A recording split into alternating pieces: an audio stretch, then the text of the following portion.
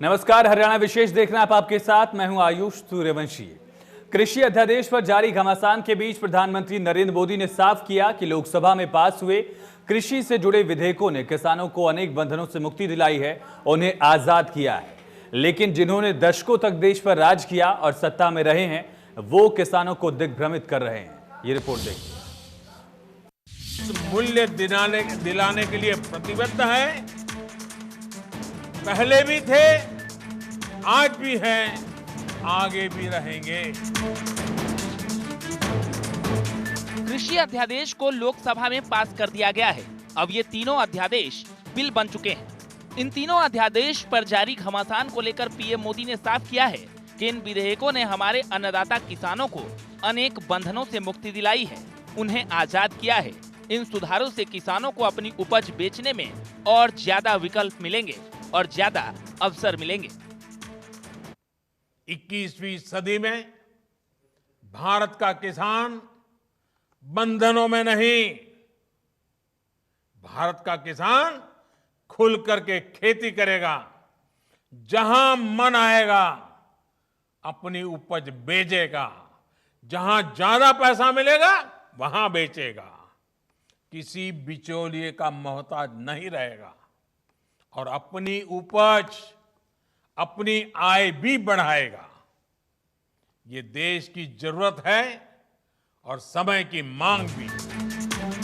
PM Modi ने कहा कि किसान और ग्राहक के बीच जो बिचौलिए होते हैं, जो किसानों की कमाई का बड़ा हिस्सा खुद ले लेते हैं, उनसे बचाने के लिए ये विधेयक लाए जाना बहुत आवश्यक है। ये विधेयक किसानों के लिए रक्षा कवच बनकर आए हैं, लेकिन कुछ लोग जो दशकों तक सत्ता में रहे हैं, देश पर राज किया है, वो लोग किसानों को इस विषय पर भ्रमित करने की कोशिश कर रहे हैं, किसानों से झूठ बोल रहे हैं। मैं आज देश के किसानों को बड़ी नम्रता पूर्वक अपनी बात बताना चाहता हूं, संदेश देना चाहता हूं। आप किसी भी तरह के भ्रम में मत पड़िए। इन लोगों से देश के किसानों को सतर्क रहना बहुत जरूरी है। ऐसे लोगों से सावधान रहें जिन्होंने दशकों तक देश पर राज किया और जो आज किसानों से झूठ बोल रहे हैं। मोदी ने कहा कि अब ये दुष्प्रचार किया जा रहा है कि सरकार के द्वारा किसानों को एमएसपी का लाभ नहीं दिया जाएगा। ये भी मनगढ़ंत बातें कही जा रही है कि किसानों से धान गेहूं की खरीद सरकार द्वारा नहीं की जाएगी। ये सरासर झूठ और गलत है। किसानों को धोखा दिया जा रहा है। पीएम मोदी ने कहा कि हमारी सरकार किसानों को एमएसपी के माध्यम से उचित मूल्य दिलाने के लिए प्रतिबद्ध है। सरकारी खरीद भी पहले की तरह ही जारी रहेगी। कोई भी व्यक्ति अपना उत्पादन जो भी वो पैदा करता है दुनिया में कहीं भी बेच सकता है, जहां चाहे वहां बेच सकता है। अगर वो कपड़ा बनाता है जहां चाहे बेच सकता है, वो बर्तन बनाता है कहीं पर भी बेच सकता है, वो जूते बनाता है कहीं पर भी बेच सकता है। लेकिन एकमात्र केवल मेरे किसान भाई बहनों को इन अधिकारों से वंचित रखा गया था। पीएम मोदी ने कहा कि कोई भी व्यक्ति अपना उत्पाद दुनिया में कहीं भी बेच सकता है, लेकिन केवल किसानों को इस अधिकार से वंचित रखा गया था। अब नए प्रावधान लागू होने के कारण किसान अपनी फसल देश के किसी भी बाजार में अपनी मनचाही कीमत पर बेच सकेगा। पीएम मोदी ने कहा कि ऐसे लोगों से सावधान रहें जिन्होंने दशकों तक देश पर राज किया और आज किसानों से झूठ बोल रहे हैं। Bureau report, India news, Haryana. कृषि से जुड़े 3 बिल को लेकर संसद से सड़क तक घमासान मचा है। हालांकि लोकसभा में बिल पास हो चुका है, लेकिन विपक्ष इसे मुद्दा लगातार बनाने की कोशिश में है। मामले को लेकर प्रदेश कांग्रेस के विधायकों ने राज्यपाल को ज्ञापन सौंपा और विशेष सत्र बुलाने की मांग भी की। हालांकि सीएम मनोहर लाल साफ कर चुके हैं कि बिल से किसानों को फायदा है। कांग्रेस लोगों को बरगला रही है। कई किसान संगठन भी इस बिल के समर्थन में अब उतर चुके हैं। रिपोर्ट देखिए।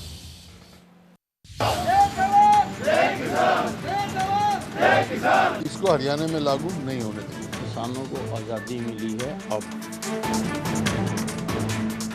केंद्र सरकार जिन 3 बिलों को किसानों की आजादी बता रही है, उस बिल पर विपक्ष ने बखेड़ा शुरू कर दिया है। मामले को लेकर प्रदेश कांग्रेस के तमाम विधायक पूर्व मुख्यमंत्री भूपेंद्र सिंह हुड्डा के साथ राजभवन पहुंच गए और मामले को लेकर विशेष सत्र बुलाने की मांग की। हुड्डा ने कहा कि किसान अपनी लड़ाई लड़ रहे हैं, उन्हें गुमराह नहीं किया जा सकता।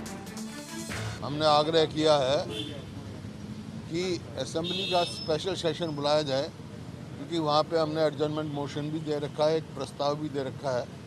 जो ऑर्डिनेंसेस आए हैं एग्रीकल्चर पे तीनों, उनके विरोध में, क्योंकि ये किसान विरोधी ऑर्डिनेंसेस हैं। इससे किसान, मजदूर और जो आपके व्यापारी आड़ती हैं, तीनों को नुकसान होगा। जैसे एक ऑर्डिनेंस में जो आलू और प्याज है उसकी होल्डिंग पे लिमिट थी, उसको फ्री कर दिया। इसका मतलब यह है जब किसान की फसल आएगी तो डिस्ट्रेस में बेचना पड़ेगा और जो पैसे वाला धन्नाट होगा वो उसको होल्ड करेगा। दरअसल सीएम मनोहर लाल ने मामले को लेकर कहा था कि कांग्रेस किसानों को गुमराह कर रही है, क्योंकि कांग्रेस के मैनिफेस्टो में भी कृषि सुधार के लिए ऐसे प्रावधान थे। अब बीजेपी सरकार ने इसे लागू किया है तो कांग्रेस इसका विरोध कर रही है, क्योंकि कांग्रेस के पास कोई मुद्दा नहीं है। कांग्रेस के पास अब मुद्दे बचे नहीं हैं। ऐसे से मुद्दे देश के अंदर अब हल हुए हैं जिसमें जनता को ये लग रहा है कि इस देश को ठीक दिशा देने वाली अगर कोई सरकार है तो भारतीय जनता पार्टी एनडीए की सरकार है। और बिना मुद्दे के जब कोई विषय इनको लगता है कि इसमें से किसी भोले भाले वर्ग को और बहकाया जा सकता है, उसको बहकाने के लिए कुछ भी ये मार्केट में बातें छोड़ते हैं। प्रदेश के गृह मंत्री अनिल विज ने साफ किया कि देश को आजादी 1947 में मिली, जबकि किसानों को आजादी इन 3 बिलों के आने के बाद मिली है। यह अध्यादेश किसानों की तरक्की के लिए है। विपक्षी पार्टियां गुमराह कर रही है। विज ने उम्मीद जताई कि धीरे धीरे किसानों को पूरी बात समझ में आ जाएगी और सब कुछ ठीक हो जाएगा। हिंदुस्तान तो आज़ाद हो गया था 1947 में, लेकिन किसानों को आज़ादी मिली है अब ये 3 अध्यादेश आने की वजह से। अब इसमें विपक्षी पार्टियां गुमराह कर रही हैं और कुछ लोग गुमराह हो भी जाते हैं, और हमें उम्मीद है कि धीरे धीरे सबको ये बात समझ में आएगी और इससे किसानी को फायदा होगा, किसान आगे बढ़ेगा और किसान तरक्की करेगा। उधर दिग्विजय चौटाला ने कहा है कि किसान अध्यादेशों को लेकर उप मुख्यमंत्री दुष्यंत चौटाला ने मुख्यमंत्री से बात की है। जो शंकाएं किसानों की है उन पर विस्तार से चर्चा हुई है। उन्होंने कहा कि अगर देश के प्रधानमंत्री आश्वासन दे रहे हैं तो समझना चाहिए। उन्होंने ये भी साफ किया कि फसल खरीद शुरू होने वाली है, स्थिति साफ हो जाएगी। कि सबसे बड़ा मुद्दा एमएसपी का है और एमएसपी को लेकर के कांग्रेस और स्वयंभू कुछ ऐसे संगठन भ्रम फैला रहे हैं। एमएसपी 25 तारीख से जब मिलनी शुरू हो जाएगी तो मैं चाहूंगा कि आप कैमरे से अपने दिखाएं और किसानों को विश्वास पैदा होगा। किसान को एमएसपी और उसका एक एक दाना खरीद, ये हमारी जिम्मेवारी है। 25 तारीख से जिसका काम हम शुरू करने वाले हैं। हम किसी भी तरह का कोई भ्रम नहीं फैलाना चाहते और ना ही चाहते कि जो लोग फैलाना चाह रहे हैं उनकी बातों में को लोग। कृषि सुधार के लिए लाए गए इन बिलों पर जहां राजनीति गरमाई हुई है, वहीं कुछ किसान संगठन इस बिल के पक्ष में भी दिखाई दे रहे हैं। रेवाड़ी में इस बिल के समर्थन में किसान सड़कों पर उतरे और बिल को लागू करने की मांग की। किसानों का कहना है कि बिल का विरोध किसान नहीं कर रहे, बल्कि विरोध करने वाले विपक्ष के चेहरे हैं। कि जो अध्यादेश सरकार ने लागू किया है उसमें किसानों का बड़ा अच्छा फायदा हुआ है। हम यूं तो किसान भाई वैसे स्वतंत्र था 47 से, लेकिन हमें आज ये महसूस हो रहा है कि भाई हम आज आज़ाद हुए हैं, क्योंकि हमें खुली मंडी में अपनी चीज़ें बेचने का हक मिला है। इसलिए हम सरकार का समर्थन करते हैं और इस अध्यादेश को लागू करने के लिए सरकार के साथ हैं। कुछ किसान भाई नहीं हैं, वो विपक्षी पार्टियां हैं जो उनको बरगला रही है, जबकि वास्तविकता ये है किसान भाई नहीं है वो। कुल मिलाकर कृषि से जुड़े बिल पर विवाद गहराता नजर आ रहा है। हालांकि सरकार इस बिल को किसान हितैषी बता रही है। सरकार का कहना है कि इस बिल से किसानों को अपनी फसल बेचने की पूरी आजादी होगी। मंडी हो या मंडी से बाहर एमएसपी पर ही किसान की फसल खरीदी जाएगी, लेकिन विपक्ष इसे मानने को तैयार नहीं दिख रहा है। Bureau report, India news, Haryana.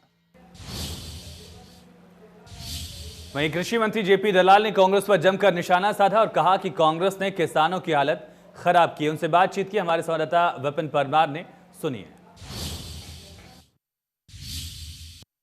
कृषि अध्यादेशों को लेकर किसानों के साथ समन्वय बनाने को लेकर हरियाणा सरकार लगातार प्रयासरत है। ये मुख्यमंत्री के द्वारा कल पत्रकार वार्ता में कहा गया था और अलग अलग इनिशिएटिव और अलग अलग तरह से समन्वय स्थापित करने को लेकर लगातार सरकार जो है वो काम कर रही है। ऐसे में कांग्रेस की ओर से लगातार सत्ता पक्ष पर निशाना साधा जा रहा है। कांग्रेस की ओर से आज राज्यपाल को एक ज्ञापन भी सौंपा गया है जिसमें एक स्पेशल सेशन विधानसभा को बुलाने की मांग की गई और साथ ही साथ एमएसपी मंडियों में और मंडी के बाहर निर्धारित करने को लेकर भी मांग की गई है। इसी पर बात करने के लिए हमारे साथ प्रदेश के कृषि मंत्री मौजूद हैं जेपी दलाल साहब। दलाल साहब, जिस तरह से ये पूरा का पूरा प्रकरण हुआ है और जिस तरह से अध्यादेशों को लेकर जो चल रहा है, कांग्रेस एक बार फिर से राज्यपाल से मिली है, क्या किस तरह से देखते हैं आप इन तमाम मुलाकातों? कांग्रेस जो है किसान हितैषी होने का प्रपंच कर रही है, घड़ियाली आंसू बहा रही है और कांग्रेस ही तो ऐसी पार्टी है जिसने किसानों की पिछले 60-70 साल में यह हालात कर दी। कांग्रेस नहीं चाहती कि कोई अच्छे कदम मोदी जी उठाएं, किसानों की आमदनी बढ़े, किसानों को सुविधाएं हो, क्योंकि उनकी ज़मीन जो खिसक चुकी है और इस तरह से मोदी जी अगर क्रांतिकारी कदम उठाते रहे, किसानों की भलाई के लिए काम करते रहे तो कांग्रेस की राजनीतिक ज़मीन सारी खिसक जाएगी। और जहाँ तक हमारे प्रधानमंत्री जी, हमारे कृषि मंत्री जी पार्लियामेंट में भी बोल चुके हैं कि एमएसपी थी, एमएसपी है, एमएसपी रहेगी, मंडियां रहेंगी, किसान को छूट दी गई है कि आप अपनी उपज का मूल्य जो है जहां अच्छा मिले, चाहे वो मंडी में हो या मंडी से बाहर हो, वहां से लीजिए। और बहुत सारे किसान संगठन अब खुल के भी आ गए हैं कि बहुत सारे किसान, ज़्यादातर किसान बल्कि इसमें कहता हूं कि इन अध्यादेशों से संतुष्ट हैं ये, और उन्होंने मांग की है कि हमारी जो है मंडियाँ चलाएँ और हमारी सीधी पेमेंट आड़ती के बजाय डायरेक्ट हमारे खाते में हमारी पेमेंट करें। तो हमने छूट दी है कि जो किसान चाहेगा कि मुझे सीधी पेमेंट चाहिए, उसको हम सीधी डायरेक्ट पेमेंट करेंगे। जिस तरह से कांग्रेस लगातार और विपक्ष के नेता लगातार सवाल खड़े कर रहे हैं, प्रधानमंत्री के द्वारा भी आज जस्टिफिकेशन दिया गया, तमाम चीज़ें समझाने का प्रयास किया गया अपने संबोधन में, मुख्यमंत्री के द्वारा भी जो है वो कल पत्रकार वार्ता के माध्यम से तमाम बातें रखी गई थी। क्या समझते हैं ये जो विरोध किया जा रहा है, प्रायोजित ढंग से विरोध लग रहा है कि जानबूझकर लोगों को, किसानों को बरगलाने का काम?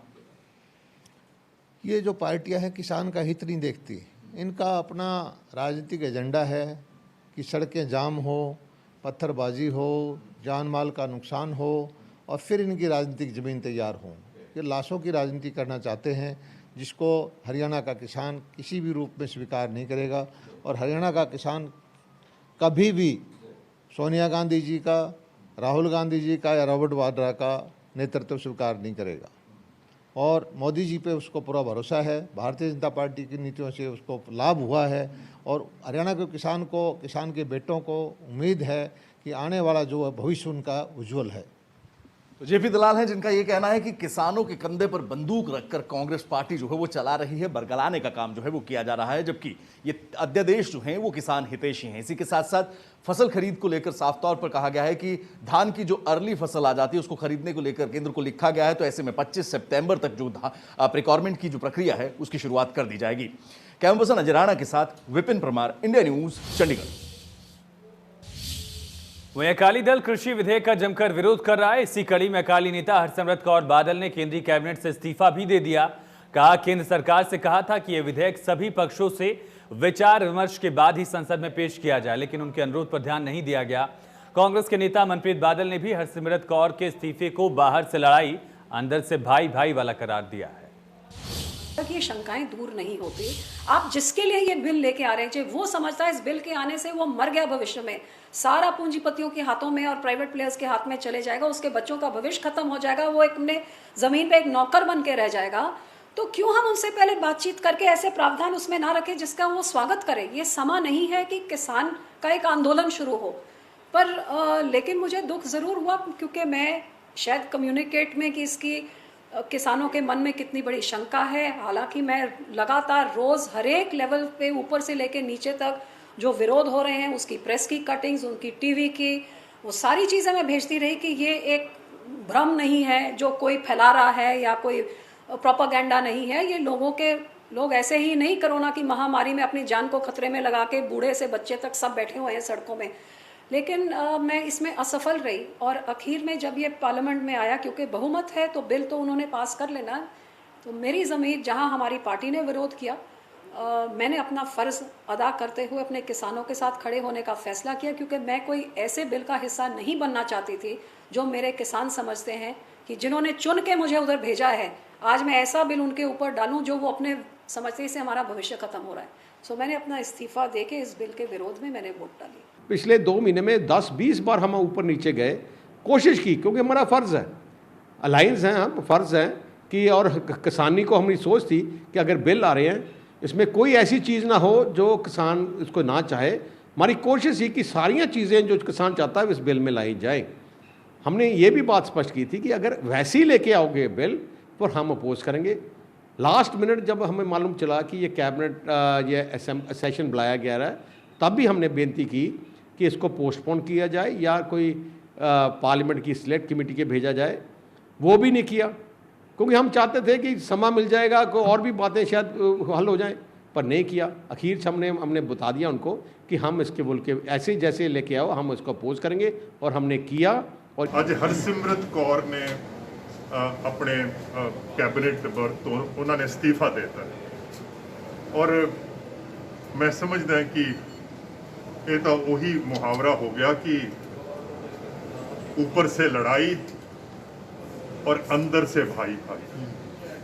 ਇਹ ਨੂਰਾ ਕੁਸ਼ਤੀ ਦਾ ਖੇਡ ਖੇਡਿਆ ਜਾ ਰਿਹਾ। ਮੈਂ ਇਹ ਮੰਨਣ ਨੂੰ ਤਿਆਰ ਨਹੀਂ ਕਿ ਹਰਸਿਮਰਤ ਕੌਰ ਜਦੋਂ ਕੈਬਨਿਟ ਦੇ ਵਿੱਚ ਆਰਡੀਨੈਂਸ ਆਇਆ ਸੀ तो ऑर्डिनेंस ਦੇ ਵਿੱਚ हरसिमरत कौर उस वेले कैबिनेट च की उन्होंने पढ़िया नहीं। वहीं प्रदेश सरकार इस वक्त शिक्षा की गुणवत्ता बढ़ाने पर जोर दे रही है और इसी कड़ी में मेवात के छात्र छात्राओं को मनोहर तोहफा दिया गया। अब मेवात के 74 स्कूलों में अंग्रेजी माध्यम से पढ़ाई होगी।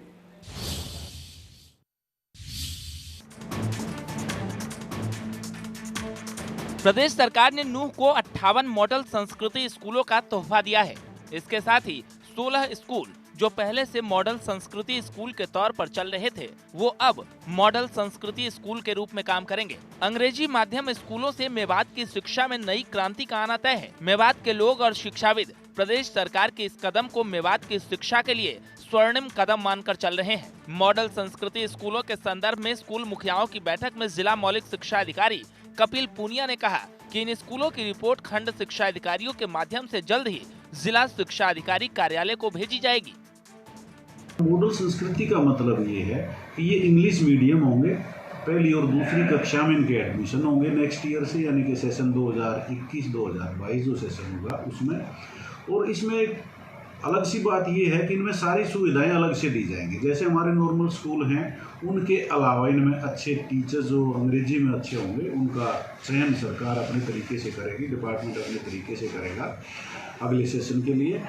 और ये नॉन कोर पोस्ट होंगे, उसमें टीचर्स का ट्रांसफर भी नहीं होगा, कम से कम 2 टीचर जरूर होंगे उसके अंदर।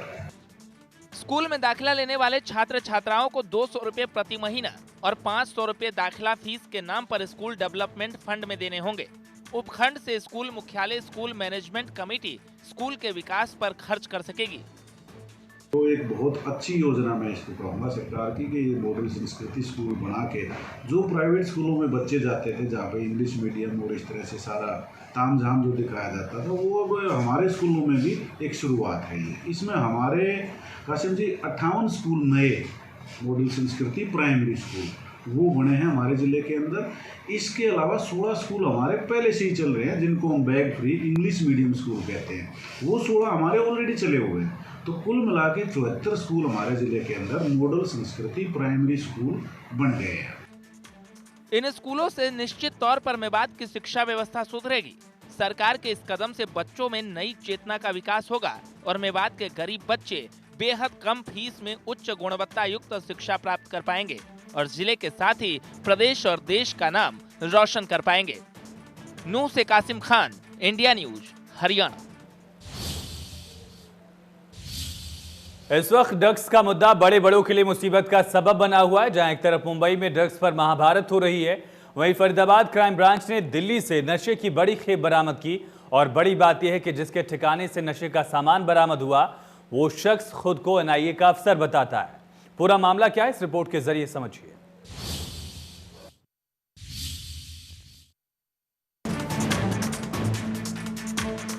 फरीदाबाद क्राइम ब्रांच ने एक फर्जी आईपीएस को गिरफ्तार किया है। एनआईए में खुद को असिस्टेंट कमिश्नर बताने वाले अबंग मेहताब और उसके एक साथी कबीर को पुलिस ने गिरफ्तार किया है। दरअसल इन दोनों को दिल्ली एनसीआर से लग्जरी गाड़ियों को चुराकर मणिपुर में बेचने के आरोप में गिरफ्तार किया गया। पिछले कई दिनों से पुलिस उससे पूछताछ कर रही थी। इसी बीच दिल्ली में उसके लोकल एड्रेस पर छापेमारी की गई तो वहां नशे की 70,000 गोलियां पुलिस ने बरामद की।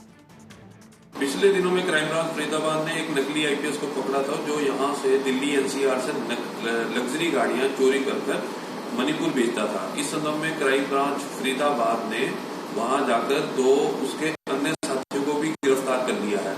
इस दौरान नकली आईपीएस के कमरे की तलाशी ली गई कागजों के लिए तो पता चला कि वहां पर 70,000 ड्रग्स की गोलियां भी मिली हैं। इसके बारे में उससे पूछताछ जारी है। पुलिस की माने तो अबंग मेहताब न केवल लग्जरी गाड़ियों को चुराकर बेचने का काम करता था बल्कि ड्रग्स का भी बड़ा धंधा चला रहा था। पुलिस अब आरोपी को रिमांड पर लेकर पूछताछ कर रही है कि उसके पास ड्रग्स कहां से आता था और कहां-कहां इसका सप्लाई किया जाता था। सर, ये बड़ा खुलासा है कि 70,000 ड्रग्स की गोली, तो इसके अगर ड्रग रैकेट है कहीं ये मणिपुर वगैरह या कहीं और आगे बेचते हुए, इसके बारे में कोई जानकारी हो पाई है सर? में उससे अभी रिकवर हुई है और अब पूछताछ की जाएगी और इसका सारा मोडस ऑपरेंडी पता किया जाएगा। छापेमारी के दौरान उसके मकान से पुलिस की वर्दी, स्टिकर समेत कई आपत्तिजनक सामान भी बरामद हुए हैं। पुलिस अब ये पता लगाने में जुटी हुई है कि आखिर अबंग मेहताब के साथ और कौन-कौन ऐसे लोग हैं जो उसके गिरोह में शामिल हैं। फरीदाबाद से देवेंद्र कौशिक, इंडिया न्यूज, हरियाणा।